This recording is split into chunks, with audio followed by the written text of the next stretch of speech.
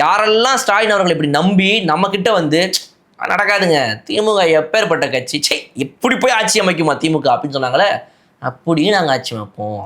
ஏன்னா எங்களுக்கு இப்போ விஜய் மிகப்பெரிய மெகா ஃபோர்ஸாக தெரிகிறாரு.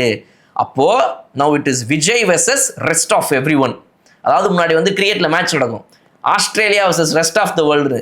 அதில் கூட ஆஸ்திரேலியா அடித்து ஓட விடுவான். அதாவது ஆஸ்திரேலியா 300 அடிக்கும். நீங்கள் எத்தனை பேரோட வாங்கடா, யாரென்னா கூட்டு வாங்கடா, நான் பார்த்துட்டேன். 79க்கு ஆல் அவுட் ஆவாங்க அத்தனை டீமும் ஒன்றா சேர்ந்து. இதுதான் இப்போவும் நடக்க போகுது. இது Australia versus rest of the world.